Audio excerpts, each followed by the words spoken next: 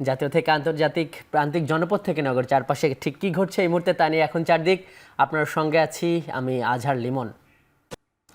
সাভারের সহস্রাধিক সাভারের রানা প্লাজা ধসে সহস্রাধিক মানুষের মৃত্যুর ঘটনায় দায়ের করা হত্যা মামলার প্রধান আসামি সোহেল রানাকে 6 মাসের জামিন দিয়েছেন হাইকোর্ট।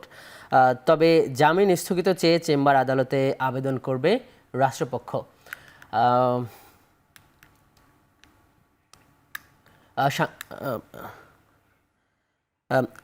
বিচারপতি আতাউর রহমান ও বিচারপতি কে এম হাফিজুল আলমের হাইকোর্ট বেঞ্চ আজ জামিন আদেশ দেন।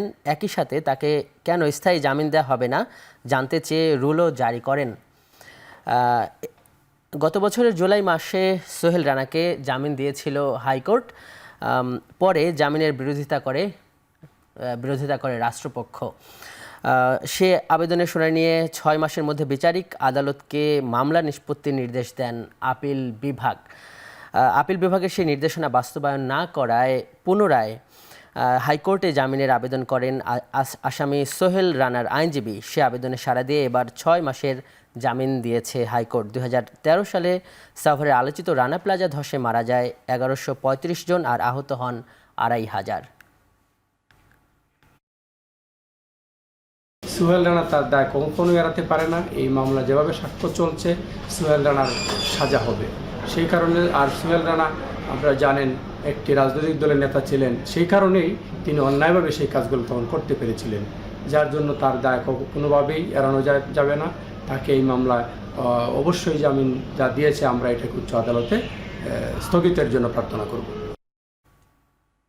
সাংবাদিক দম্পতি সাগর সরোয়ার ও মেহেরুন রুনি হত্যা মামলায় সুপ্রিম কোর্টের আইনজীবী শিশির মনির সহ 9 আইনজীবীকে মামলা পরিচালনায় রাষ্ট্রপক্ষকে সহায়তা করার অনুমতি দিয়েছেন আদালত। মঙ্গলবার 1 অক্টোবর মামলার বাদী রুনির ভাই নওশের আলী রোমানের আবেদনের পরিপ্রেক্ষিতে ঢাকার অতিরিক্ত চিফ মেট্রোপলিটন ম্যাজিস্ট্রেট মাহবুবুল হকের আদালত এই আদেশ দেন। এর আগে সোমবার একই আদালত এই মামলায় রাষ্ট্রপক্ষকে সহায়তা করার জন্য 9 জন আইনজীবীকে নিয়োগের আবেদন করেন বাদী। আবেদনে বলা হয়, আলোচিত মামলাটি দীর্ঘ 12 বছর তদন্ত চলমান থাকলেও কোনো তদন্ত প্রতিবেদন দাখিল করা হয়নি। আবেদনে আরও বলা হয়, দীর্ঘদিন অতিবাহিত হওয়ার পরও মামলায় কোনো প্রকার অগ্রগতি নেই। মামলাটি দ্রুত নিষ্পত্তির ও ন্যায় বিচারের স্বার্থে রাষ্ট্রপক্ষের পাবলিক প্রসিকিউটরকে সহায়তার জন্য বাদীপক্ষের নিজ খরচে আইনজীবী নিয়োগ করা আবশ্যক। শিশির মনির ছাড়া অন্য আইনজীবী হলেন অ্যাডভোকেট মুজাহিদুল ইসলাম, মিজানুল হক, মোস্তফা জামান, আবু রাসেল মুহিউদ্দিন আবদুল্লাহ আল ফারুক, ইকবাল হোসেন ও মুত্তাকিন হোসাইন।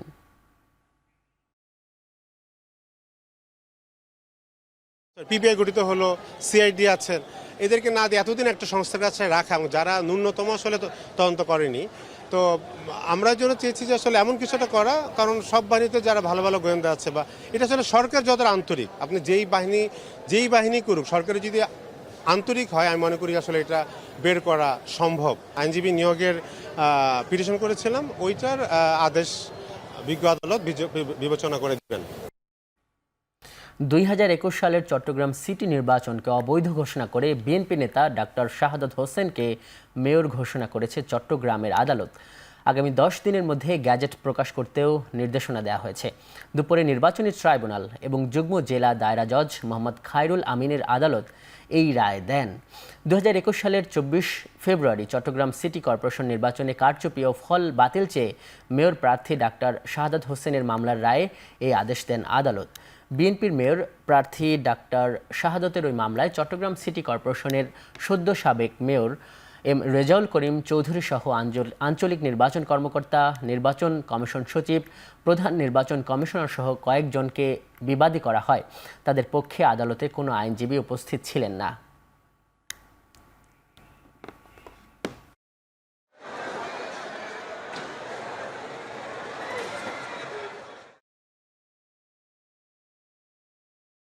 খাগড়াছড়িতে শিক্ষককে পিটিয়ে হত্যার জেরে রাঙামাটিতে সহিংসতার আশঙ্কায় সেনাবাহিনী, বিজিবি ও পুলিশ মোতায়েন করা হয়েছে। আইনশৃঙ্খলা পরিস্থিতি নিয়ন্ত্রণে শহর জুড়েই নিরাপত্তা টহল জোরদার করা হয়েছে।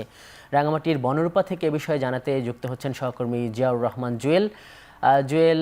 যদিও আপনি রাঙামাটিতে আছেন, কিন্তু খাগড়াছড়িতে জারি করা হয়েছে 144 ধারা। এখন আসলে রাঙামাটিতে এ নিয়ে কি পরিস্থিতি হয়েছে এবং কি প্রভাব পড়েছে, আর খাগড়াছড়ির পরিস্থিতি সম্পর্কে আপনি কি খবর জানেন? লিমন, যেটি হয়েছে যে খাগড়াছড়ি টেকনিক্যাল স্কুল অ্যান্ড কলেজের শিক্ষক মোহাম্মদ সোহেল রানা একই প্রতিষ্ঠানের এক শিক্ষার্থীকে ধর্ষণের অভিযোগে সেখানকার পাহাড়ি শিক্ষার্থীরা সকাল 11টা নাগাদ অধ্যক্ষের কক্ষে তাকে অবরুদ্ধ করে রাখে এবং দুপুর 1টার পরেই তাকে গণপিটুনি দেয়। পাহাড়ি সেই শিক্ষার্থীদের গণপিটুনিতে ওই শিক্ষকের মৃত্যু হয়। এরপরেই আসলে এই তথ্যটি যখন বাইরে ছড়িয়ে পড়ে, উপজেলা সদর থেকে চেঙ্গি স্কয়ার পর্যন্ত পাহাড়ি বাঙালির মধ্যে কয়েক দফা ধাওয়া পাল্টা দেওয়ার ঘটনা ঘটে। এই সময় দুর্বৃত্তদের আগুনে একটি মোটরসাইকেল পুড়ে দেওয়া হয় এবং বেশ কিছু স্থাপনা ভাঙচুর করা হয়। এই পরিস্থিতি যখন একেবারে তুঙ্গে উঠে, তখনই জেলা প্রশাসন থেকে পরিস্থিতি স্বাভাবিক করার জন্য 144 ধারা জারি করা হয়েছে। সেখানে এখন আইন শৃঙ্খলা বাহিনী একেবারে নিয়ন্ত্রণে নিয়েছে পরিস্থিতি। এই প্রেক্ষাপটেই যখন দুপুর নাগাদ এই তথ্য রাঙ্গামাটিতেও ছড়িয়ে পড়ে, তখন আসলে রাঙ্গামাটির যে ব্যস্ততম যে এলাকা, সেই বনরূপায় এর আঁচ লাগতে শুরু করে। পরিস্থিতি সামাল দেওয়ার জন্য তাৎক্ষণিকভাবে জেলা প্রশাসনের ম্যাজিস্ট্রেট এখানে বিজিবি, সেনাবাহিনী এবং পুলিশকে এখানে মোতায়েন করে এবং পরিস্থিতি সামাল দেওয়ার যে রাজনৈতিক যে নেতৃবৃন্দ রয়েছেন, বিশেষ করে বিএনপি নেতারা একই সঙ্গে মাঠে নামে এবং পরিস্থিতি স্বাভাবিক করার জন্য সর্বতভাবে চেষ্টা করে। আমি দেখেছি এই রাঙ্গামাটির সবকটি গুরুত্বপূর্ণ স্থাপনায় এখন সেনাবাহিনী, পুলিশ এবং বিজিবি মোতায়েন রয়েছে। তারা সার্বক্ষণিক পরিস্থিতি নজরে রাখছেন। জেলা প্রশাসন থেকে বিষয়টি তীক্ষ্ণভাবে নজরদারি করা হচ্ছে। এখন পর্যন্ত নতুন করে রাঙ্গামাটিতে কোনো সহিংসতার ঘটনার খবর আমরা পাইনি। একটুখানি বলে রাখি যে এই জেলা ম্যাজিস্ট্রেটের সমন্বয়ে যে টহল টিম রয়েছে, সেটি পুরো শহরব্যাপী কিন্তু আসলে টহল জোরদার করেছে। এই একটুখানি বলি যে গত 19 এবং 20 তারিখে রাঙ্গামাটি এবং খাগড়াছড়ি যে পাহাড়ি বাংলায় যে সহিংসতা শুরু হয়েছিল, সেখানে 4 জনের প্রাণহানির ঘটনা করে শতাধিক মানুষ সেখানে আহত হয়েছে এবং বেশ কিছু দোকানপাট, বসতবাড়ি এবং যানবাহনে অগ্নিসংযোগের ঘটনা ঘটেছিল, ভাঙচুরের ঘটনা ঘটেছিল। সেই ক্ষতি কিন্তু এখনো শুকায়নি। এই অবস্থায় নতুন করে যদি সহিংসতা শুরু হয় আবার, সেটি সামাল দেওয়ার জন্য বেশ ব্যাক পেতে হবে, পাহাড়ি বাঙালির মধ্যে অবিশ্বাস তৈরি হবে। এই পরিস্থিতিকে সামাল দেওয়ার জন্য মূলত জেলা প্রশাসন এই নতুন করে এই সেনা, পুলিশ এবং বিজিবি মোতায়েন করছে প্রতিটি গুরুত্বপূর্ণ স্থাপনায়। এই ছিল রাঙ্গামাটি থেকে আমার কাছে সবশেষ। লিমন। রাঙামাটি থেকে জানাচ্ছিলেন সহকর্মী জুয়েল। সালমান এফ রহমানের মালিকানাধীন বেক্সিমকো গ্রুপের সব সম্পত্তি দেখভালের জন্য রিসিভার নিয়োগের আদেশ বহাল রেখেছেন চেম্বার আদালত। চেম্বার বিচারপতি রেজাউল হক এই আদেশ দেন। একই সঙ্গে এ বিষয়ে আপিল বিভাগের পূর্ণাঙ্গ বেঞ্চে শুনানির জন্য আগামী 28 অক্টোবর দিন নির্ধারণ করেছেন আদালত। এর আগে গত 5 সেপ্টেম্বর সালমান এফ রহমানের মালিকানাধীন বেক্সিমকো গ্রুপের সব প্রতিষ্ঠান দেখাশোনা করতে রিসিভার নিয়োগের নির্দেশ দেন হাইকোর্ট। বাংলাদেশ ব্যাংকে এই নির্দেশনা বাস্তবায়ন করতে বলা হয়। এক রিটের শুনানি নিয়ে বিচারপতি এ কে মাসুদুজ্জামান ও বিচারপতি মোহাম্মদ মাহবুবুল ইসলামের হাইকোর্ট বেঞ্চ এই আদেশ দেন। একই সঙ্গে বেক্সিমকো গ্রুপের প্রতিষ্ঠানগুলোর কী পরিমাণ বকেয়া ঋণ আছে তা জানাতে বাংলাদেশ ব্যাংকে কেন নির্দেশ দেওয়া হবে না তা জানতে চেয়ে রুল জারি করা হয়েছে।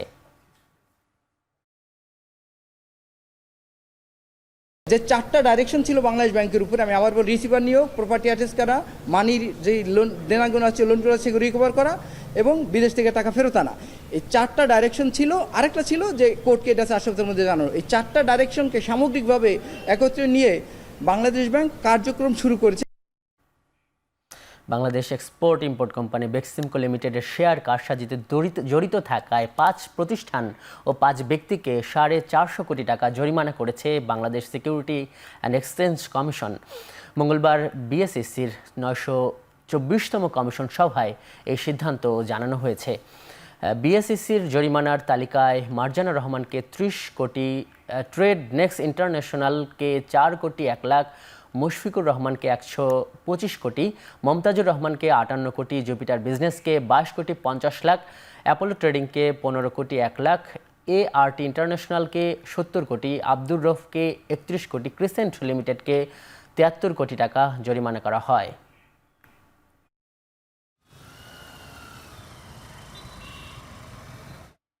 পররাষ্ট্র মন্ত্রণালয়ে সমসাময়িক বিষয় নিয়ে কথা বলছেন উপদেষ্টা মোহাম্মদ তৌহিদ হোসেন। সরাসরি চলে যাচ্ছে সেখানে।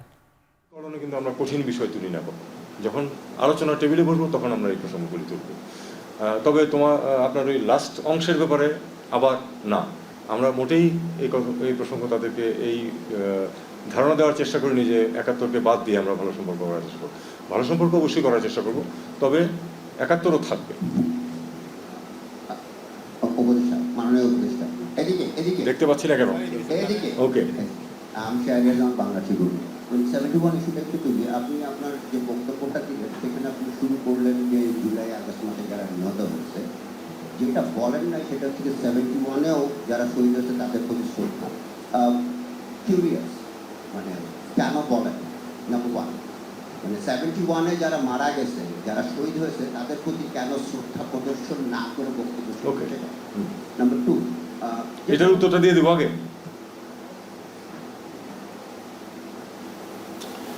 দেখুন, 71-এর ব্যাপারে আমাদের কারো কিন্তু কোনো সন্দেহ বা কোনো ধরনের দ্বিধা কখনোই কিছু নেই, এবং 71-এর যে শহীদদের প্রতি শ্রদ্ধা আমরা অহরহ সবসময় জানিয়ে থাকি। এখন একটা সভাতে এটা এই মুহূর্তের যেই সমস্যাটা, যেই মানুষগুলো এবং আমাদের এই পরিস্থিতি যাদের উপলক্ষে সৃষ্টি, তাদের প্রতি শ্রদ্ধা জানিয়ে শুরু করছি। এটার অর্থ এই নয় যে 71-এর শহীদদের প্রতি শ্রদ্ধার কোনো অভাব আছে, কখনোই, কোনো ক্ষেত্রেই। সেটা প্রতিবার উল্লেখ না করলেও কিন্তু সেটা থাকবে। আমরা এটা নিয়ে কিন্তু কোনো ধরনের, কারণ 71 হলো আমাদের এমন একটা জিনিস আমাদের বুকের মাঝে আছে যেটা নিয়ে কখনোই আমাদের কোনো, যারা এ নিয়ে কোনো সন্দেহ সৃষ্টি করবে তারা কিন্তু বাংলাদেশের প্রতি তাদের আকর্ষণ। সেকেন্ড যেটা আমি জানতে চাইছিলাম যে কোনো পলিটিক্যাল পররাষ্ট্র মন্ত্রণালয়ে কথা বলছিলেন উপদেষ্টা তৌহিদ হোসেন, আমরা সেখানে ছিলাম। বকেয়া বেতন ভাতার দাবিতে আজও আশুলিয়া ও গাজীপুরে সড়ক অবরোধ করে বিক্ষোভ করছেন পোশাক শ্রমিকেরা। এতে নবীনগর চন্দ্রা ও ঢাকা ময়মনসিংহ মহাসড়কে তৈরি হয়েছে তীব্র যানজট। সোমবার সাভারের আশুলিয়ায় শ্রমিক নিহতের ঘটনায় এখনও থমথমে পরিস্থিতি বিরাজ করছে। আজও নবীনগর চন্দ্রা মহাসড়ক অবরোধ করে বিক্ষোভ করছেন সাভারের পোশাক শ্রমিকরা। এতে তীব্র যানজট সৃষ্টি হয়েছে সড়কে। সহিংসতা এড়াতে মোতায়েন রয়েছে র্যাব ও সেনাবাহিনী। এদিকে গাজীপুরের ভোগড়া এলাকায় বকেয়া বেতন ও ছুটির টাকা পরিশোধের দাবিতে ঢাকা ময়মনসিংহ মহাসড়ক অবরোধ করে বিক্ষোভ করছে পোশাক শ্রমিকেরা। সকাল 8টা থেকে শ্রমিকরা মহাসড়কের উভয় পাশের সড়ক বন্ধ করে বিক্ষোভ শুরু করে। এতে স্থবির হয়ে মহাসড়কের যান চলাচল। তীব্র যানজটে আটকা পড়েছে শত শত যানবাহন। গুজব ছড়িয়ে গার্মেন্টসে অস্থিরতা সৃষ্টি করা হচ্ছে বলে অভিযোগ করেছেন শ্রম উপদেষ্টা আসিফ মাহমুদ সজীব ভুঁইয়া। জড়িতদের অনেককেই চিহ্নিত করা হয়েছে। সকালে সচিবালয়ে আইন শৃঙ্খলা সংক্রান্ত উপদেষ্টা কমিটির বৈঠক শেষে একথা বলেন তিনি। এদিকে স্বরাষ্ট্র উপদেষ্টা জাহাঙ্গীর আলম চৌধুরী বলেন, আইন শৃঙ্খলা পরিস্থিতি খুব ভালো না হলেও সন্তোষজনক।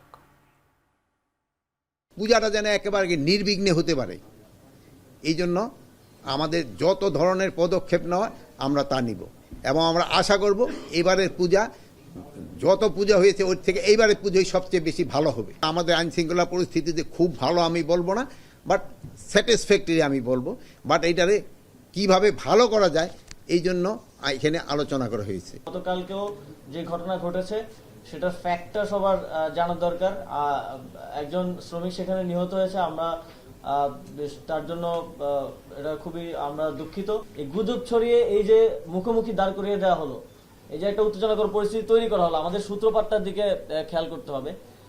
সেখানে আইন শৃঙ্খলা বাহিনী বাধ্য হয়েছে, এবং আপনারা দেখেছেন যে সংঘর্ষে আইন শৃঙ্খলা বাহিনীরও 13 জন সদস্য মারাত্মকভাবে আহত হয়েছেন। যেসব কোম্পানির মালিকরা স্যালারি দিচ্ছেন না, দীর্ঘদিন ধরে আটকে রেখেছেন, সেই মালিকদের বিরুদ্ধেও আইনানুগ ব্যবস্থা নেওয়া হবে।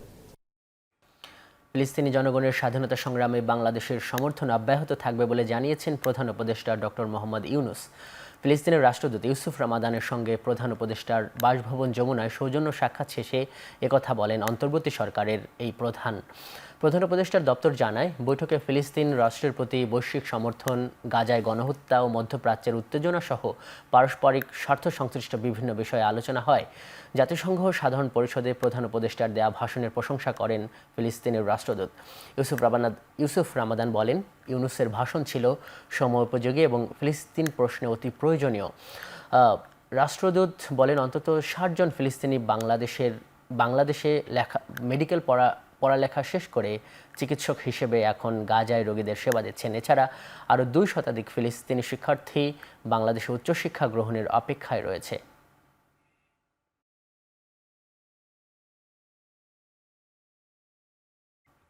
রাজধানীসহ দেশের বিভিন্ন জেলায় সশস্ত্র বাহিনী বোর্ড বিএসবির নতুন 30টি মেডিকেল ডিসপেন্সারি উদ্বোধন করা হয়েছে।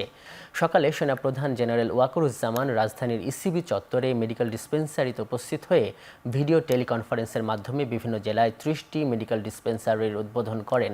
উদ্বোধনের পর তিনি অবসরপ্রাপ্ত সশস্ত্র বাহিনীর সদস্যদের সঙ্গে মতবিনিময় করেন।